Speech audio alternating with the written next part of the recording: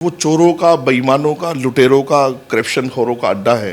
जब वो आयुष्मान कार्ड, उज्ज्वला योजना और जन धन योजना, सारी योजनाओं का लाभ डायरेक्टली उठा रहा है, तो वक्फ बोर्ड से वो क्या करेगा। वक्फ बोर्ड से वैसे भी आम मुसलमान को कोई फ़ायदा हुआ नहीं है कि 70 सालों की हिस्ट्री में वक्फ बोर्ड का कोई मेंबर, वक्फ बोर्ड का कोई चेयरमैन, वक्फ बोर्ड का कोई ओहदेदार जो है वो हिंदू नहीं रहा। आजकल के हालात तो ये हैं, मुस्लिम एरिया में आप मकान किराए पर दे दो तो कब्जा हो जाता है, उसको खाली नहीं करता कोई। आजकल तो मुसलमान ऐसा कर नहीं रहा है, आजकल तो वो कब्जे कर रहा है। पहले प्राइम मिनिस्टर जो है वो अंबानी के घर को बचाना चाहते हैं। यार, अंबानी का घर जो है वो दुनिया के महंगे घरों में से, तो तुम्हारे वक्फ बोर्ड की ज़मीन में बना है वो तो। नमस्कार, आप सभी का स्वागत है द मनमौजी पर और मैं हूं स्नेहा आपके साथ। वक्फ बोर्ड को लेकर जो है केंद्र सरकार ने नया कानून लेकर आए हैं जिसको कैबिनेट की मंजूरी मिल गई है और इस पर जो है सदन में चर्चा होगी।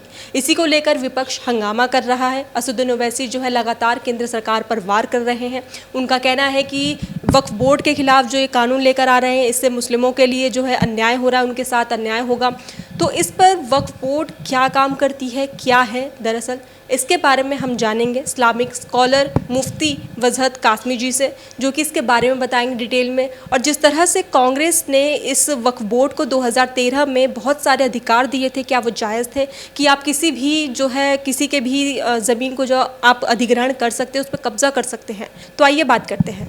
सर, सबसे पहला मेरा सवाल ये है कि वक्फ बोर्ड आखिर क्या है, कैसे काम करता है? अगर ये मुस्लिमों के लिए है तो मुस्लिमों के लिए कैसे मदद करता है?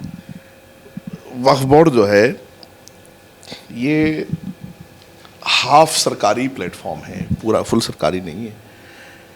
और वक्फ वो है कि कुछ जायदादें मुसलमानों ने, जो उनको लग रहा था कि हमसे ज़्यादा हैं, इजाफा है, एक्स्ट्रा है हमारे पास, तो वो अपने आने वाली नस्लों के लिए उन्होंने छोड़ दी कि भाई ये उनके काम आ जाएंगी। इसको वक्फ बोलते हैं।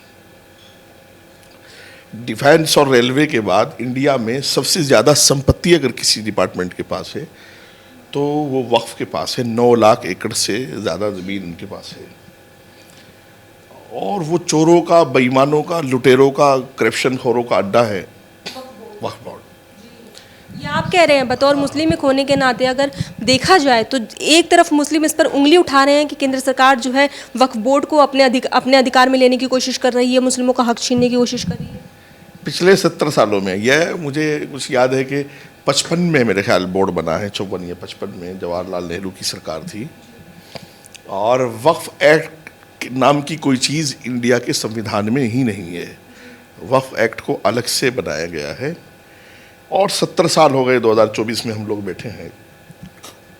70 सालों में वक्फ बोर्ड ने लाखों एकड़ ज़मीन होने के बाद भी इस मुसलमान कौम को कोई एक कॉलेज, कोई एक हॉस्पिटल, कोई एक स्कूल, कोई एक अच्छा काम करके नहीं दिया। चंद लोगों को तनख्वाह देता है, चंद मौलानाओं मुल्लाओं को तनख्वाह देता है। वो भी जब देता है जब सरकार उसको फ़ंड देती है। अगर सरकार उसको फ़ंड नहीं देगी तो वो तनख्वाह भी नहीं देगा। अभी भी कई महीने से मुझे कुछ इमाम मिलने आए थे, तो दिल्ली वक्फ बोर्ड में उनकी तनख्वाहें रुकी हुई हैं। मैंने एलजी साहब के यहाँ बात की तो पता चला कि एलजी साहब ने फ़ंड नहीं दिया, तनख्वाह इसलिए रुकी हैं, जबकि लाखों एकड़ ज़मीनें इनके पास हैं। वक्फ बोर्ड का फ़ायदा किसको हुआ है 70 सालों में, ये देखने की बात है।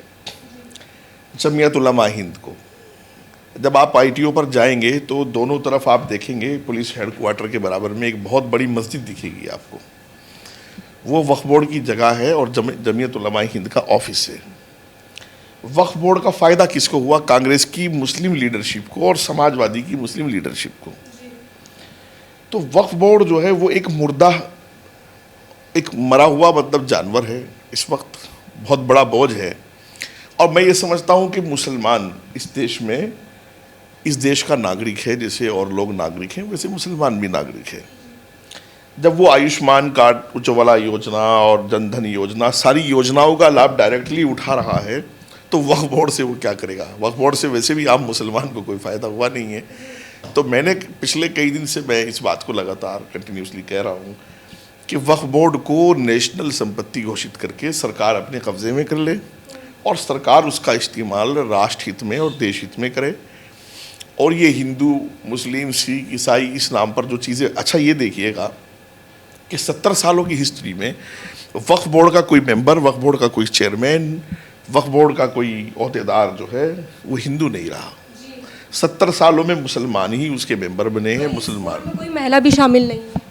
नहीं, ये महिला तो रही है बीच बीच में। दिल्ली वक्फ बोर्ड में अभी कुछ दिन पहले चेयरमैन बनी थी राना सिद्दीकी, सुप्रीम कोर्ट की एडवोकेट हैं, वो चेयरमैन नहीं है, तो ये तो गलत बात रही है। महिला रही है तो भी महिला क्या कर सकी है? महिला रहे चेयरमैन, पुरुष रहा मुसलमान है, और उसने क्या किया है, ज़मीनों की लेन देन, ज़मीनों के घोटाले, लीज पर दे देना, करप्शन कर लेना, करोड़ों रुपए का इधर उधर करना, सब चेयरमैनों ने, सब मेंबरों ने यही किया वक्फ बोर्ड के साथ। और फिर मुझे ना अजीब अजीब सी बातें कुछ नज़र आ रही हैं। एक तो 70 सालों में करप्शन के अलावा बोर्ड में कुछ नहीं हुआ, ऊपर से 2012 का डाटा मैंने निकाला यार, 10 का तो 4 लाख एकड़ ज़मीन है, और 2024 का मैं डाटा निकाल रहा हूँ तो 9 लाख एकड़ ज़मीन है। तो वो 15 सालों में दोगुनी हो गई है, दोगुनी से ज़्यादा हो गई है। तो मैं तो देख रहा हूँ कि आजकल तो देने की परंपरा भी मुसलमानों में नहीं है, मुसलमानों में तो छीनने की परंपरा है। अपनी बेटियों का हक नहीं देते विरासत में, अपनी बहनों का हक नहीं देते, उनसे कहते माफ़ करवा लिया है। तो जो कौम देना नहीं जानती तो उसके बाप दादा छीनना जानते हैं। आजकल के हालात तो ये हैं, मुस्लिम एरिया में आप मकान किराए पर दे दो तो कब्ज़ा हो जाता है, उसको खाली नहीं करता कोई। तो जब प्रॉपर्टीज़ दी नहीं गई हैं तो इतनी प्रॉपर्टीज़ कैसे बढ़ गई हैं?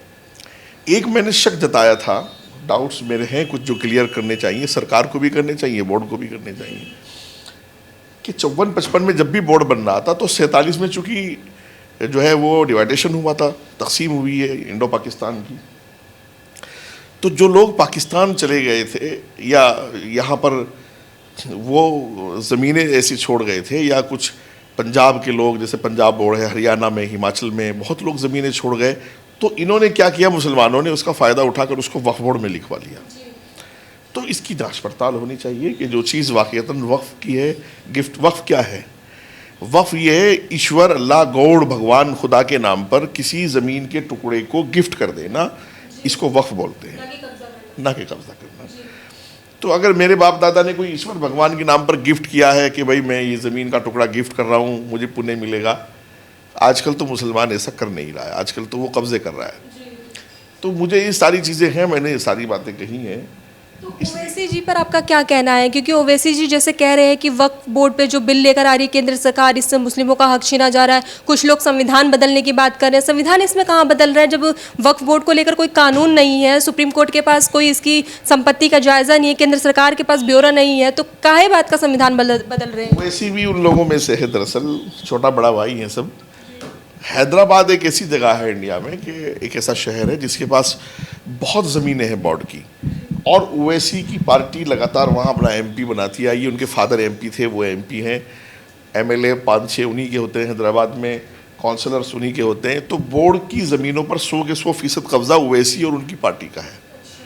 तो जाहिर सी बात है किसी को संशोधन, देखो संशोधन करना, किसी चीज़ की ज़रूरत महसूस कर रही है सरकार तो संशोधन कर रही है। 2000 मेरे ख्याल को मुझे याद है कि 2009-10 में यूपीए के 2 टर्म में भी 12 में यूपीए के 2 टर्म में मनमोहन सिंह ने संशोधन किया था।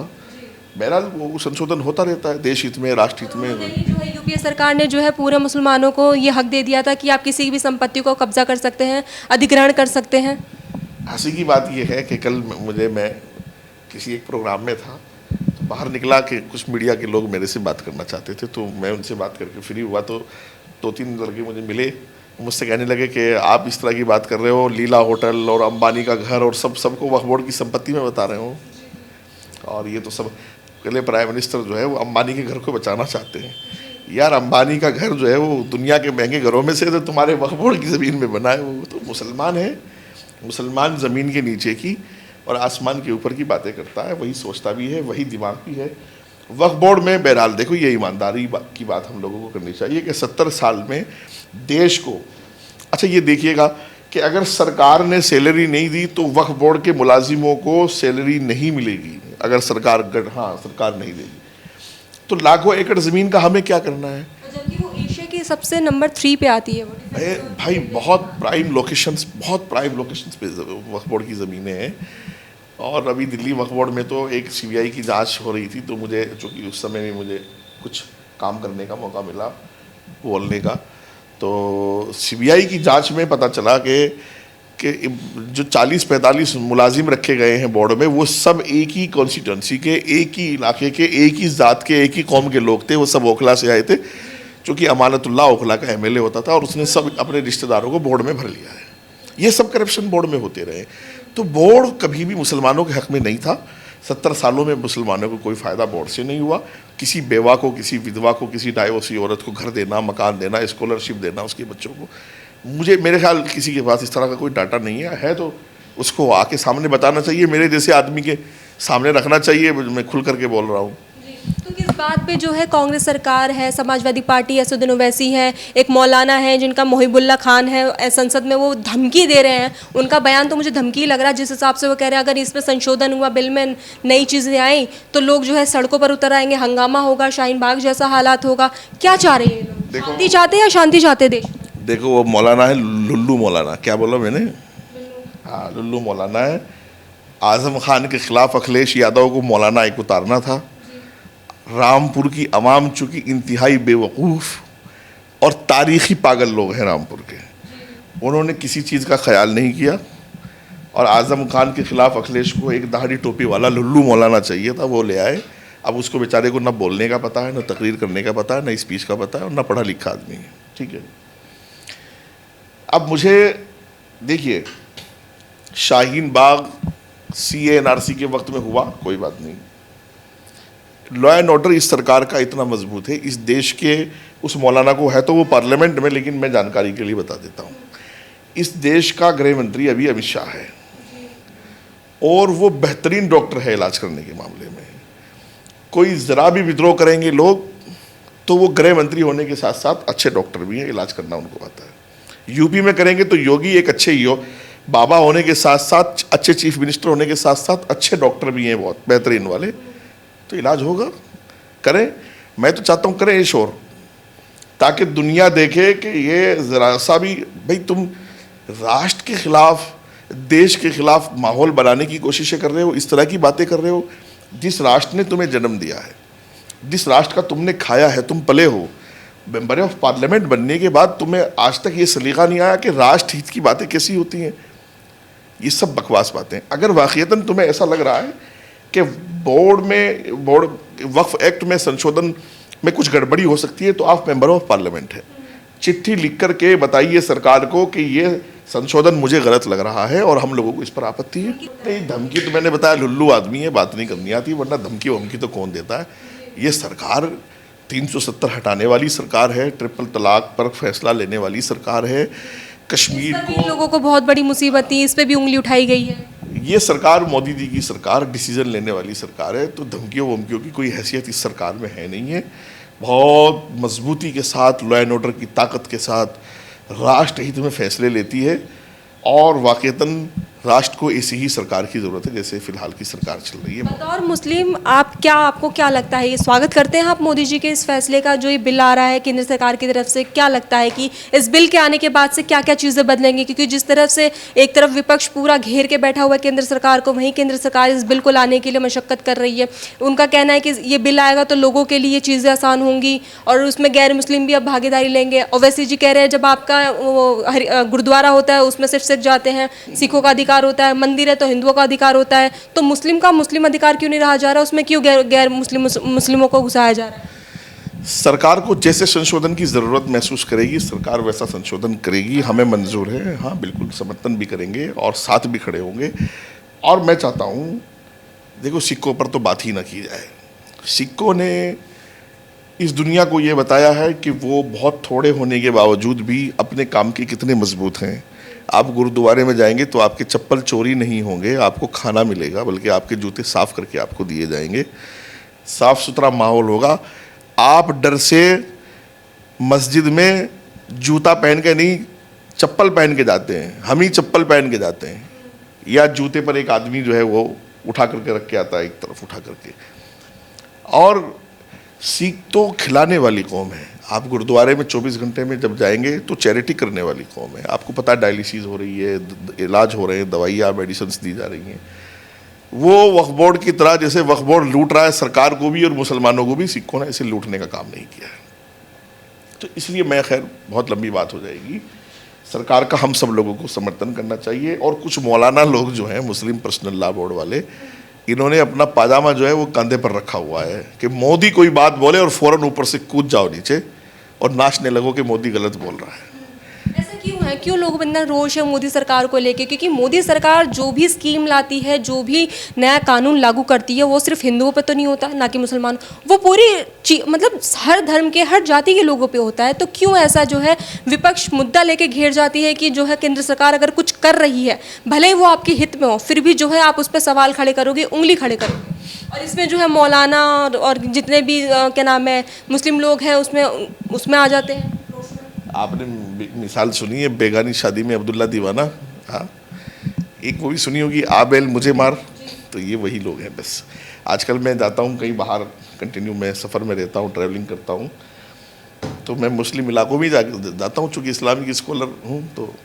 तो मैं पूछता हूँ कि यहाँ कितने मकान बने हैं पर PM आवास योजना से, और मैं हज़ारों मकानों की सिफारिशें कर चुका हूँ, खुद DM और STMO को फ़ोन करके, चिट्ठियाँ लिख करके, फ़ोन करके।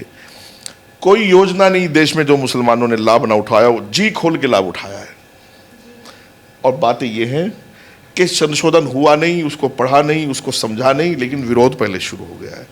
इसलिए मैं कहता हूं कि पहले पढ़ना चाहिए, समझना चाहिए, और सरकार से वाकईतन आपको ऐसा लगे कि हाँ यहाँ चूक हो रही है, तो आप उस पर आपत्ति जताएं, चिट्ठी लिख करके जताएं, मेल करके जताएं, मिल करके जताएं, जैसे भी जताना है। लेकिन विरोध, और हर बात का विरोध, ऐसा तो है नहीं कि 10 साल में मोदी सरकार ने कोई अच्छा काम किया नहीं। आपको कभी नहीं दिखेगा किसी भी मौके पर कि ये लोग ये कहेंगे कि ये मोदी जी ने अच्छा किया। तो बस अभी तो बेगानी शादी में अब्दुल्ला दीवाना, इनका कुछ उठेगा नहीं है, करने दो जो कुछ कर रहे हैं। देश बहुत तेज़ी से आगे जा रहा है, और मैं समझता हूं कि हम लोगों को ये माइनॉरिटी, मेजॉरिटी, हिंदू, मुस्लिम, सिख, ईसाई सब छोड़ करके राष्ट्र की बात करके, राष्ट्र की तरक्की में शामिल होकर के, और ये बोर्ड सब सरकार को दे दें और सरकार से फ़ायदा उठाएं, सरकार के तालीमी इदारों से और सरकार की जितनी भी एजेंसियां उनसे फ़ायदा उठाएं, और ये सब बातें ख़त्म कर दें कि सरकार जो है वो मुसलमानों के ख़िलाफ़ है, मुवाफिक है। सरकार हर देशवासी के साथ है, जो भी जितने भी देशवासी हैं सब उनके, कोई हिंदू है, मुसलमान है, सिख है, ईसाई, सरकार का ये काम है नहीं देखना कि ये कौन है। तौकीर रज़ा के बारे में तो आप जानते ही होंगे, जो आए दिन अपने विवादित बयानों को लेके जो है सुर्खियों में बने रहते हैं, भड़काऊ बयान देते हैं। कभी कहते हैं कि मैं हिंदू लड़कियों का निकाह करवाऊंगा, कभी किसी का धर्म परिवर्तन कराऊंगा। अब उनका कहना है कि अगर ये वक्फ बोर्ड के लिए अगर ये केंद्र सरकार कानून लेकर आई तो हम जो है सड़कों पर उतरेंगे, हम मतलब धूम मचा देंगे। मतलब कुछ ना कुछ तो इनको करना है बवाल काटने के लिए। तो क्या मतलब इनकी मंशा क्या है? आखिर देश में शांति चाहते हैं या अशांति चाहते हैं? क्योंकि जिस तरह से अगर देश देखा जाए, हिंदुस्तान है, यहाँ के जो PM हैं नरेंद्र मोदी, वो चाहते हैं कि सबका साथ सबका विकास हो। तो ऐसे में इन लोगों को क्यों लगता है कि हमारे साथ जो है जाति की जा रही है, हमारे साथ धोखा किया जा रहा है? क्यों लगता है? देखिए, तौकीर रज़ा को हिंदू लड़कियों की निकाह करवाने की ज़रूरत नहीं पड़ेगी। 100 करोड़ से ज़्यादा इस देश में हिंदू है, वो अपनी बेटियों को संभालना जानते हैं, संभाल लेंगे। मुसलमान जो हज़ारों लड़कियाँ, हज़ारों डाइवोर्सी, हज़ारों बेवाएँ विधवाएँ बैठी हैं, तौकीर उनकी बात क्यों नहीं कर रहे हैं? और मुझे लगता है ना, लंबी चौड़ा मेरे पास इसका कोई जवाब नहीं है। तौकीर को इलाज की ज़रूरत है, दिमाग। उनको आगरा या शादरा कहीं एडमिट कराया जाए, तबीयत सही हो जाए, फिर देखना है कि किस तरह की बातें वो करते हैं। अभी तो उनकी तबीयत ठीक नहीं, मुझे जानकारी है इस बात की। हाँ, अच्छा, मेरा आखिरी सवाल अभी ये है कि जैसे वक्फ बोर्ड बहुत बड़ा है, संपत्ति उनके पास बहुत बड़ी है, जिस तरह से आपने मुझे बताया कि पैसे जब लोगों को तब मिलते हैं जब फंड आता है सरकार की तरफ से, उनके पास जो पैसे है उसका यूज़ नहीं करना है। तो किस मुंह से फिर असदुद्दीन ओवैसी, बाकी के नेता ये बोल रहे हैं कि वक्फ बोर्ड जो है मुसलमानों के लिए काम करता है, मुसलमानों के पक्ष में, हित में काम करता है, जिसको सरकार जो है हटाने की कोशिश कर रही है? किस मुंह से बोल रही है? वो इस मुंह से बोल रहे हैं कि उनसे कोई पत्रकार पूछ नहीं रहा है, अड़ करके नहीं बैठ रहा है कि वो काम मीडिया के सामने गिनवाए जाएं जो बोर्ड ने मुसलमानों के लिए किए हैं। वक्फ बोर्ड के जितने मेंबर रहे, जितने चेयरमैन रहे, और वक्फ बोर्ड के जो पुराने मुलाजिम हैं, उन सब की संपत्तियों की आप जांच करा लीजिए, तो आपको अंदाज़ा हो जाएगा कि बोर्ड में आने से पहले उनके पास क्या था और बोर्ड में आने के बाद उनकी संपत्तियों में 100 गुना इजाफा हुआ है, 100 गुना। तो ये दिया है बोर्ड ने। तो मैं नहीं समझता कि बोर्ड ने संपत्ति तो क्या नाम है सऊदी अरब या ओमान के पास नहीं है। सऊदी अरब जहाँ से वक्फ बोर्ड की शुरुआत हुई थी उनके पास नहीं है, लेकिन हमारे भारत में वक्फ बोर्ड के पास इतनी संपत्ति हो गई है कि बैठे बिठाए जो देश गरीब हो रहा है वो अमीर ही हो जाए एकदम से। 50 मुल्कों से ज़्यादा क्षेत्रफल, 85 मुल्कों में आपको गिनवाता चला जाऊंगा।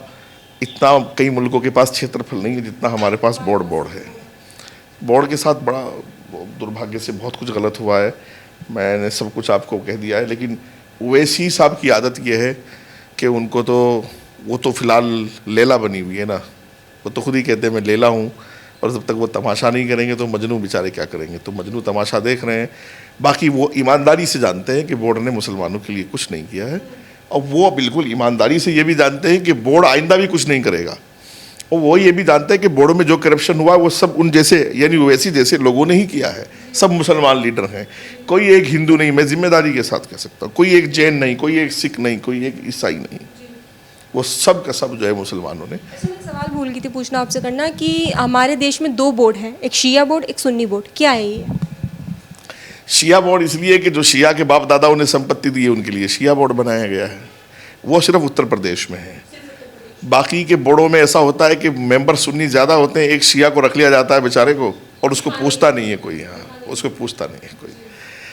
तो सिर्फ वो उत्तर प्रदेश में है कि जो शिया उत्तर प्रदेश में जो शिया वक्फ बोर्ड है उसके पास 3,000 एकड़ से ज़्यादा की संपत्ति है, और सुन्नी सेंट्रल वक्फ बोर्ड उत्तर प्रदेश में उसके पास 1 लाख एकड़ से ज़्यादा की संपत्ति है। बहरहाल बोर्ड में मुझे अब लगता है कि संशोधन होगा। बहुत बहुत धन्यवाद सर आपका।